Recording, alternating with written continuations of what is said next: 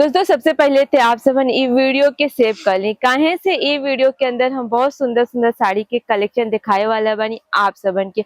अगर आप सबन के खुद के आपन दुकान बा, शोरूम बा या फेरी से आप सब व्यापार करे नी तो आप सबन खातिर ये वीडियो बहुत ही स्पेशल रहे वाला बा की जैसे कि अभी सर्दी के ठंडी के सीजन चलता और शादियां भी खूब जोरों शोरों से चला था दोस्तों।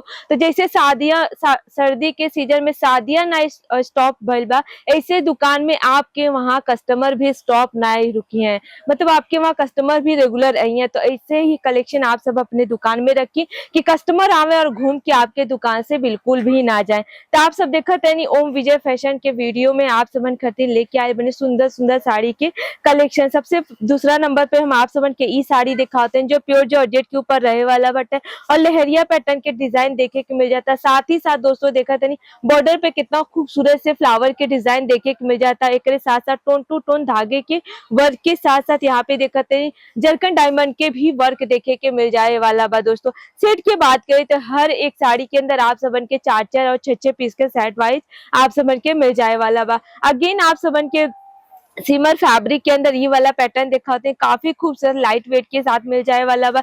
जेकरे अंदर देखते कितना प्यारा सा सिरोस्की वर्क के साथ साथ यहाँ पे पल्लू पे टेसस के भी डिजाइन देखे के मिल जाए वाला बा दोस्तों। साड़ी के कट के बात करें तो हर एक साड़ी के अंदर आप समझ के साड़ी के कट के बात करें तो हर एक साड़ी के अंदर आप सबन के प्रॉपर कट मिल जाए वाला बा, यानी 6 30 के प्रॉपर कट मिल जाए वाला बा विथ ब्लाउज के साथ। अगेन जिमी चू फैब्रिक के अंदर ये वाला डिजाइन दिखाते यो काफी लाजवाब रहे वाला बा। जेकरे अंदर देखते लाइट कलर धागा के यहाँ पे रेशम के वर्क देखे को मिल जाता, कॉपर जरी के भी यहाँ पे थोड़ा सा टचअप देखे के मिल जाए वाला बा। बॉर्डर की बात करें दोस्तों तो कितना प्यारा सा यहाँ पे सिरोस्की बॉर्डर के साथ आप सबन के डिजाइन देखे के मिल जाए वाला बा दोस्तों।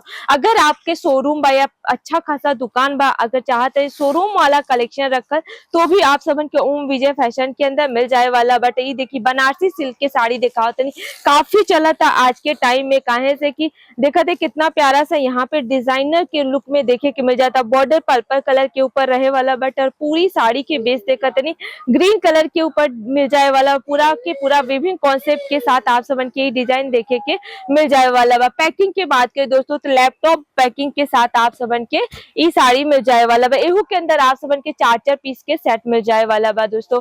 अगर आप सब हमारी कंपनी विजिट करते हैं तो बहुत सारे सपोर्ट, बहुत सारे सुविधाएं मिल जाए वाला बट यूपी से है, झारखंड से है, बिहार से है या फिर एमपी से है। एमपी में भी कहीं कहीं भोजपुरी लोग समझेला। अगर आप सब एमपी से भी बानी तो आप सबन ई साड़ी अपने दुकान में रखी, काहे से शादियों के सीजन चलता और शादियों के सीजन में ब्राइडल कॉन्सेप्ट की साड़ी तो सभी लोग डिमांड करेला। रेड कलर की आप सबन की दुल्हन वाली साड़ी दिखाते, यही के साथ साथ अगर वर्क वाली साड़ी के कलेक्शन चाहिए तो भी आप सबन के मिल जाए वाला बा दोस्तों। उम्मीद करते हैं आज के वीडियो आप सबन के अच्छा लगा। चैनल पे नए बानी तो प्लीज चैनल के सब्सक्राइब कर ले। धन्यवाद।